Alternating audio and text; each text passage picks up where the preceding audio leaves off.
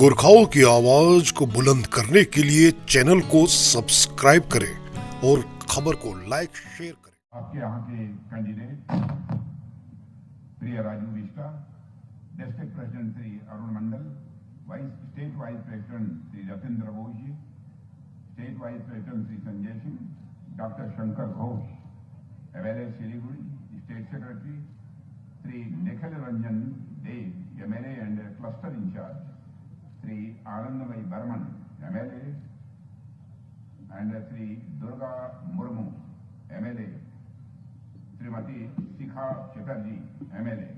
बहुत एमएलए हैं यहाँ। वाह, बहुत अच्छा। और यहां मौजूद मेरे सभी सम्मानित बहनों एवं भाइयों,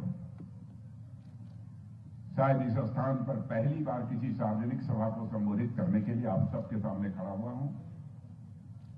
आपने तालियां बजाकर स्वागत किया है, लेकिन स्वागत, अभिनंदन कभी एक तरफा नहीं होना चाहिए, वन साइडेड नहीं होना चाहिए। इसलिए मैं भी अपनी तरफ से शीश झुकाकर सिलीगुड़ी के सभी बहनों भाइयों का हार्दिक अभिनंदन करता हूं। आप सभी का मैं स्वागत करता हूं।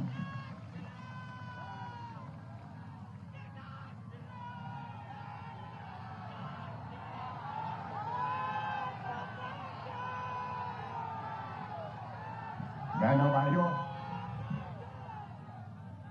आपके कैंडिडेट राजू बिष्टा के बारे में मैं कहना चाहूंगा। राजू बिष्टा को पिछले कई वर्षों से मैं अच्छी तरह जानता हूं। बहुत नजदीक से राजू बिष्टा को मैंने देखा है, परखा है, और राजू बिष्टा को भारत की संसद में बोलते हुए भी मैंने सुना है। आप सब सौभाग्यशाली हैं कि आपका सांसद जब भारत की संसद में बोलने के लिए खड़ा होता है तो बहुत प्रभावी तरीके से अपनी बातों को संसद में रखता है।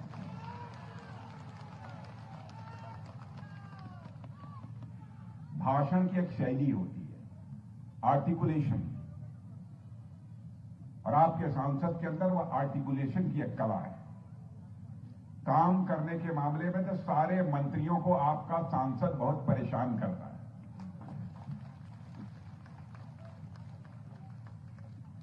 और मैं बताना चाहूंगा कि आपके सांसद को सारे जितने भी मिनिस्टर हैं बहुत ही प्यार करते हैं।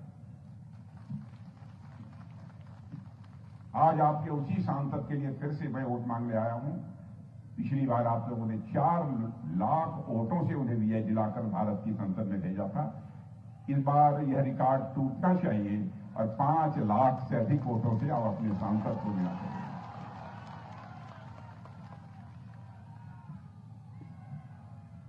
बहनों भाइयों, यहां तक कि पश्चिमी बंगाल का प्रश्न है, यह धरती विचारकों की धरती है, दार्शनिकों की धरती है, शिक्षाविदों की धरती है, कवियों की धरती है, बुद्धिजीवियों की धरती है।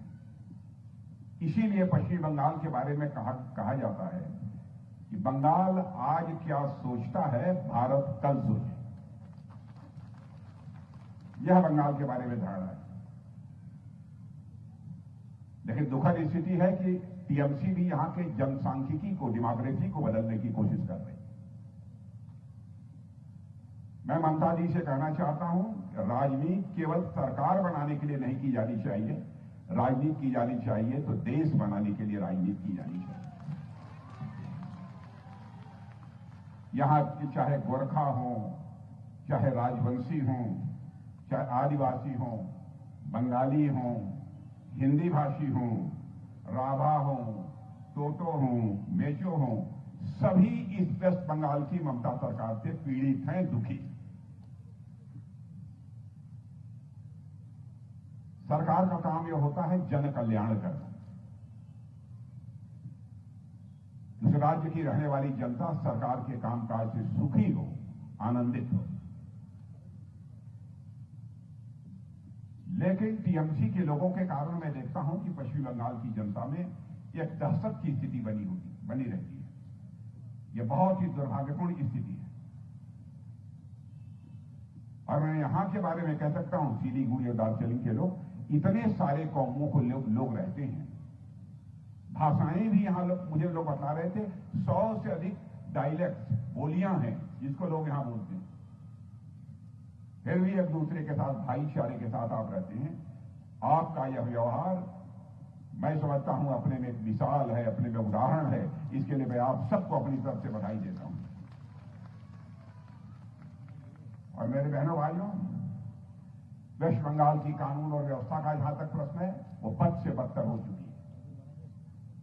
और यह सच्चाई है कि हम किसी राज्य का डेवलपमेंट करना चाहते हैं, विकास करना चाहते हैं, तो उसकी पहली कंडीशन ही यह होती है कि वहां पर लॉ एंड ऑर्डर की सिचुएशन चुस्त दुरुस्त हो। लेकिन बंगाल में ऐसे हालात नहीं है। संदेश खाली की घटना मैं कहना चाहता हूं सभी को शर्मसार किया। जैसे लगता है यहां सरकार नाम की कोई चीज नहीं है। जिस हुकूमत में माताओं बहनों की इज्जत और अजमत न सुरक्षित हो, ऐसी हुकूमत को लानत है। और ऐसी हुकूमत को सत्ता में बने रहने का मेरे बहनों भाइयों कोई औचित्य नहीं है। और मैं आज आपसे अपील करने आया हूं, इस बार लोकसभा के चुनाव में टीएमसी का, कांग्रेस का सफाया होना चाहिए, सीपीआईएम का सफाया होना चाहिए। और अगली बार होने वाले विधानसभा चुनाव में मैं दावे के साथ कहता हूं, टीएमसी जा रही है और वेस्ट बंगाल में बीजेपी आ रही है। ममता दीदी, मैं आपसे कहना चाहता हूं, आपके नाम में ही ममता है। ममता तो किसी भी मां का यह स्वभाव होता है, किसी भी मां की यह स्वाभाविक प्रकृति होती है। फिर ममता जी, मैं आपसे पूछना चाहता हूं कि जनता का दुख दर्द आपको क्यों नहीं समझ में आता? कहां चली गई है आपके भीतर की ममता? मुझे लगता है कि अब आप केवल नाम की ही ममता रह गई है। स्वभाव और व्यवहार में आपकी ममता नष्ट हो चुकी है। हमारे प्रधानमंत्री ने बहुत सारी जन कल्याणकारी योजनाएं इस पश्चिमी बंगाल में प्रारंभ की, जैसे देश के अन्य भागों में। उन जन कल्याणकारी योजनाओं को भी अब लागू नहीं करती हैं। शायद इसका श्रेय मोदी जी को न चला जाए और लोग मोदी जी के पक्ष में वोट न करने लगे। यही भय आपको सताता है। इससे पश्चिमी बंगाल का भला नहीं हो सकता मेरे बहनों भाई। कई योजनाएं, मुझे तो खबर यह मिली कि प्रधानमंत्री गरीब कल्याण योजना को भी कोशिश यह बराबर होती रही कि पश्चिमी बंगाल की जनता को यह संदेश जाए, यह मोदी जी नहीं दे रहे हैं मुफ्त में राशन, बल्कि ममता भी दे रही है। ममता भी, अच्छा पॉलिटिशियन वही होता है जो जनता की आंखों में धूल झोंक कर राजनीति न करे, बल्कि जनता की आंखों में आंख डालकर राजनीति करे। वही अच्छा श्रेष्ठ राजनीतिज्ञ होता है, वही पॉलिटिशियन होता है। अब प्रधानमंत्री आवास योजना को भी आपने बंगला आवास योजना नाम देकर चलाने की कोशिश की है। आप किसको धोखा दे रही है? आयुष्मान भारत योजना, 5 लाख रुपए तक के मुफ्त इलाज की व्यवस्था हमारे प्रधानमंत्री ने की, उसको भी आपने लागू नहीं किया। किसानों के लिए 3 वर्ष तक आपने प्रधानमंत्री किसान सम्मान निधि नहीं दी। 6,000 रुपया हमारे किसानों को मिल रहा था। प्रधानमंत्री जी का इस पश्चिम बंगाल के प्रति जो लगाव है, आप कल्पना करिए, 30 दिसंबर 1922 को प्रधानमंत्री जी की माता जी का स्वर्गवास हो गया। गुजरात में उनके अंतिम दर्शन करने के बाद, उनकी अंत्येष्टि के बाद सीधे वह पश्चिम बंगाल आती हैं, वंदे भारत ट्रेन को हरी झंडी दिखाते हैं और लगभग 7,800 करोड़ से ज्यादा परियोजनाओं का शिलान्यास करते हैं। आप उस प्रधानमंत्री की आंखों में धूल झोंकने की कोशिश कर रही है। बहनों भाइयों, आज मैं कहने आया हूं, इस हिंदुस्तान की सबसे विश्वसनीय पार्टी, सबसे क्रेडिबल पॉलिटिकल पार्टी यदि कोई है तो भारतीय जनता पार्टी। जो हम कहते हैं वह करते हैं। हमारे कहने और करने में कभी अंतर नहीं रहा है। हमारे वर्ड्स और डीड्स इनमें कभी कोई अंतर नहीं रहा। मैं आपको याद दिलाना चाहता हूं, आप ममता बनर्जी का कोई घोषणा पत्र उठाकर देख लीजिए, कांग्रेस का भी इलेक्शन मैनिफेस्टो उठाकर देख लीजिए। ये लोग जो कहते हैं गवर्नमेंट बन जाने के बाद करते नहीं है। हम लोगों ने वर्षों पहले कहा था हम आएंगे, आर्टिकल 370 जिसके तहत जम्मू कश्मीर को स्पेशल स्टेटस प्राप्त है, उसको चुटकी बजाकर हम समाप्त करेंगे। आपने देखा कि भारत की पार्लियामेंट में हमको क्लियर मेजॉरिटी मिल गई है और हमने आर्टिकल 370 को समाप्त कर दिया और जम्मू कश्मीर का भी वही स्टेटस है आज जो हिंदुस्तान के अन्य राज्यों का है।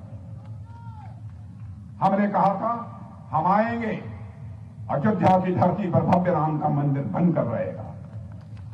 जब हम नारे लगाते थे, आंदोलन करते थे, राम लला हम आएंगे, मंदिर यही बनाएंगे, ये कांग्रेस के लोग, टीएमसी के लोग हम लोगों से पूछते थे कब मंदिर बनाएंगे, राम लला हम आएंगे, मंदिर यही बनाएंगे, लेकिन तारीख नहीं बताएंगे। मेरे भाइयों, आपने देख लिया अयोध्या की धरती पर भव्य राम का मंदिर खड़ा हो गया है और 22 जनवरी को प्रधानमंत्री जी ने राम लला की प्राण प्रतिष्ठा भी कर दी।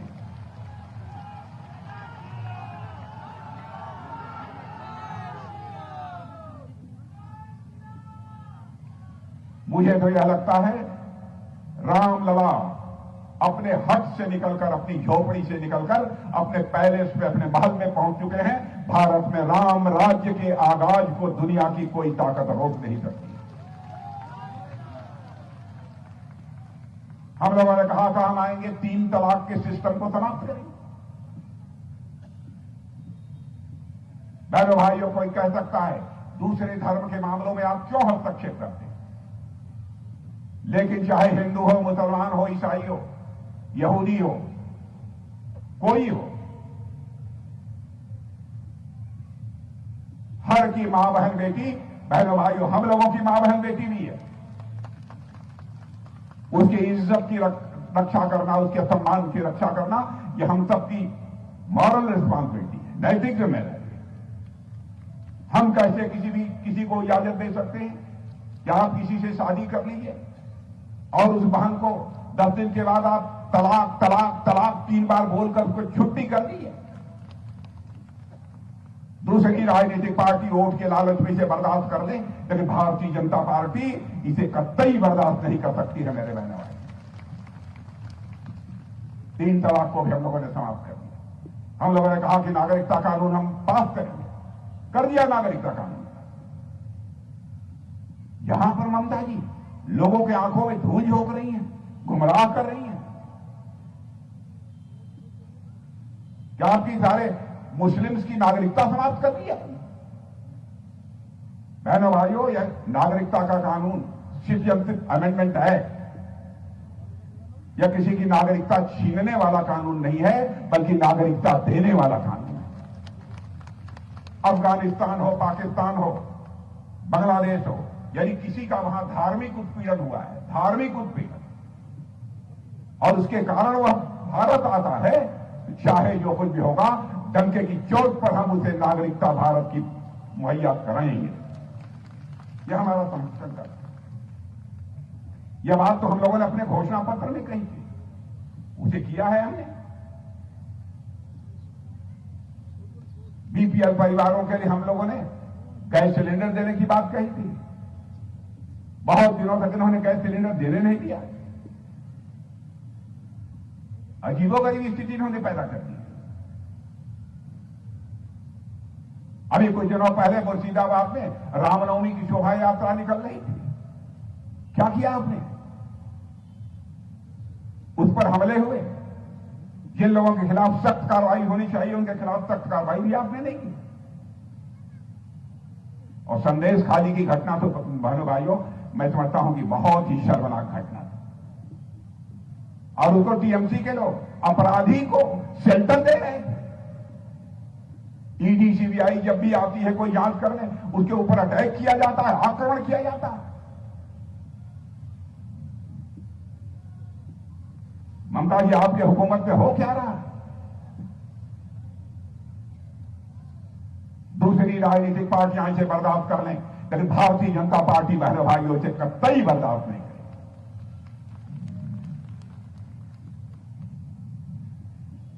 हम लोगों ने जो कहा है वो किया है, जो कहेंगे वो करेंगे। आपने देखा मोदी जी के भारत का प्रधानमंत्री बनने के बाद भारत का स्टेशन, भारत का कद दुनिया में कितना बढ़ा है। पहले हम लोग भारत के बाहर किसी इंटरनेशनल फोरम पर, अंतर्राष्ट्रीय मंचों पर बोलते थे तो लोग कहते थे भारत कमजोर देश है, क्या सुनना इसको, बहुत सारे लोग उठ के चले जाते। आज यदि हम लोग भारत के अंतर्राष्ट्रीय मंचों पर भारत के लोग बोलते हैं, सारी दुनिया कान खोलकर सुनती है भारत बोल क्या रहा है। यह भारत का स्टेशन सारी दुनिया में बढ़ा है। इकॉनमी का जहां तक सवाल है, अर्थव्यवस्था का, धन दौलत के मामले में, इकॉनमी के मामले में 2014 में जहां पर हमारा यह भारत दुनिया में 11वें स्थान पर खड़ा था, आज वह जंप लेकर 5वें स्थान पर दुनिया में आकर खड़ा हो गया है। बड़ी बड़ी फाइनेंशियल फर्म्स, बहुत बड़े बड़े अर्थशास्त्री अब यह दावा कर रहे हैं दुनिया में सबसे अधिक तेजी से बढ़ने वाली अर्थव्यवस्था यदि किसी देश की है तो भारत की है। फास्टेस्ट ग्रोइंग इकॉनमी यदि कहेंगे तो भारत की है। क्या भारतवासियों को इससे गौरव की अनुभूति नहीं होती है? और उनका दावा है भारत ऐसे ही आगे बढ़ता रहा। इकॉनमी की साइज के मामले में यह भारत 2027 यानी 2027 आते आते दुनिया की टॉप 3 कंट्रीज में भारत खड़ा हो जाए।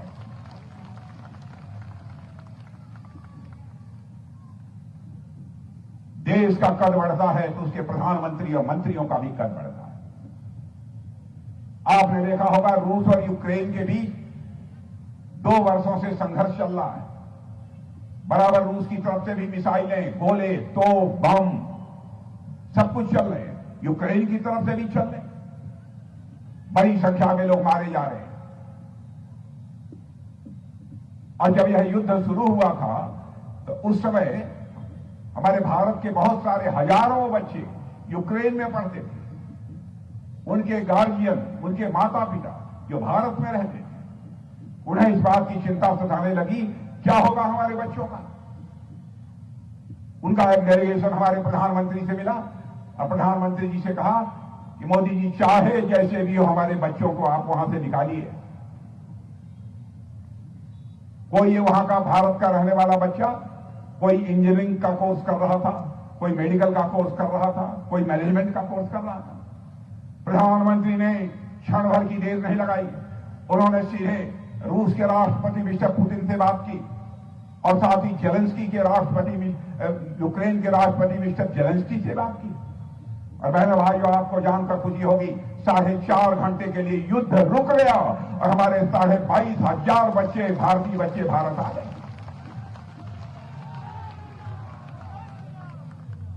भारत की इस ताकत का आपको एहसास नहीं है? आप लोगों में पता नहीं कुछ किसान बैठे हैं कि नहीं, मैं आपको जानकारी देना चाहता हूं। यूरिया जो खाद आप डालते हैं अपने खेतों में पैदावार बढ़ाने के लिए, दुनिया के दूसरे देशों में 3,000 रुपया प्रति बैगेज, प्रति बोरी मिलती है और भारत में वह केवल 300 रुपया में मिलती है। डिफेंस सेक्टर में भी भारत तेजी के साथ आगे बढ़ रहा है। पहले हम हर चीज दुनिया के दूसरे देशों से इंपोर्ट करते थे, मंगाते थे, आयात करते थे, छोटी छोटी चीजें। लेकिन आज आपको जानकर खुशी होगी 2014 में जो भारत केवल 600 करोड़ का एक्सपोर्ट करता था, आज हमारा भारत 21,000 करोड़ का एक्सपोर्ट कर चुका है। और बहनों भाइयों, समाचार पत्रों में आपने पढ़ा होगा और आपके लिए गौरवान्वित करने वाली है, आपके अंदर एक सेंस ऑफ प्राइड पैदा करने वाली बात है। जब ब्रह्मोस मिसाइल भी भारत में बन रही है, भारत की धरती पर बन रही है, भारतवासियों के हाथों से बन रही है। और अभी अभी फिलीपींस को हमने ब्रह्मोस मिसाइल उनको सेल किया है, एक्सपोर्ट किया है वहां। यह है भारत की ताकत। भारत अब कमजोर भारत नहीं है, भारत अब ताकतवर भारत बन गया। आपने इसके पहले कांग्रेस की भी हुकूमत देखी है, आतंकवादी वारदातें किसी न किसी स्टेट में बराबर हो जाया करती थी। 2008 की आतंकवादी वारदात जो मुंबई में हुई थी, उसकी मैं आपको याद दिलाना चाहता हूं। वहां के गृह मंत्री ने कहा, अरे ऐसी तो आतंकवादी वारदातें होती रहती हैं, सैकड़ों लोग मारे गए थे, भारतीय मारे गए। आज आतंकवादी वारदातें भारत में आपको सुनने को नहीं मिलेंगी। और एक आध छिटपुट कहीं काश्मीर घर में कोई घटना हो भी गई बहनों भाइयों, तो उसका खामियाजा उन्हें भुगतना पड़ता है। भारत कमजोर भारत नहीं है, भारत कमजोर भारत नहीं है। भारत को जो चाहे वह आंख दिखाकर चला जाए, अब यह भारत में होने वाला नहीं है बहनों भाइयों, अब यह नहीं होने वाला। यदि कोई आंख दिखाएगा तो हम केवल आंख नहीं दिखाएंगे, अकलेमंद इशारा काफी। समझ गए कि नहीं? क्या करना चाहिए बहनों भाइयों? इस समय भारत के पास तो ताकत है कि दुश्मन को मुंहतोड़ जवाब भी दे सकता है। और हमारा स्वभाव है कि हम लोग किसी को छेड़ते हैं, लेकिन हमको कोई यदि छेड़ेगा तो आप समझ लीजिए क्या होगा।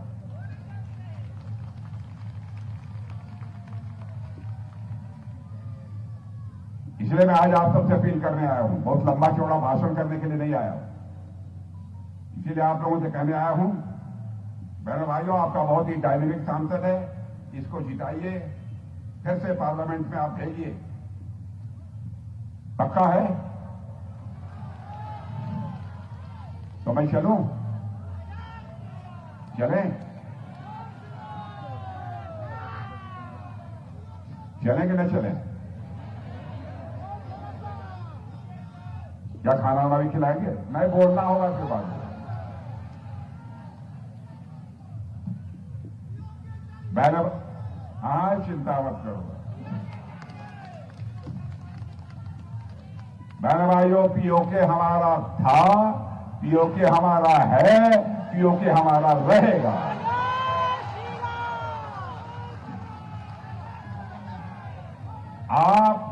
आप चिंता मत करो, भारत की ताकत बढ़ रही है। भारत का डेवलपमेंट जितनी तेजी के साथ हो रहा है, भारत की प्रतिष्ठा अंतर्राष्ट्रीय जगत में जिस तरीके से बढ़ रही है, भारत की अर्थव्यवस्था जितनी तेजी से आगे बढ़ रही है, अब पीओके के हमारे भाई बहन स्वयं ही मांग करेंगे कि हम भारत के साथ रहना चाहते हैं। चिंता मत करो। तो मैं आज बस इतना ही कहने आया हूं कि आप राजू बिष्टा को भारी मतों से जिताकर भेजिए। पक्का है कि नहीं? पक्का है? जरा हाथ उठा के ताली बजा दीजिए तो मैं मालूम पक्का है। और एक बात मेरी और सुन लीजिए, अंतिम बात हमारी यह है, यदि राजू बिष्टा को आपने 5 लाख से अधिक वोटों से जिता दिया तो मैं फिर से इसी सिलीगुड़ी की धरती पर आऊंगा मेरे बहनों भाई, फिर से। और यदि मैं दोबारा राजू बिष्टा के 5 लाख से अधिक मतों से जीतने के बाद यदि मैं आऊंगा, अपना स्वागत कराने के लिए नहीं आऊंगा, एक बार शीश झुकाकर सिलीगुड़ी की जनता के प्रति आभार व्यक्त करने के लिए आऊंगा, आप सभी का अभिनंदन करने के लिए आऊंगा। आप सभी को बहुत बहुत धन्यवाद।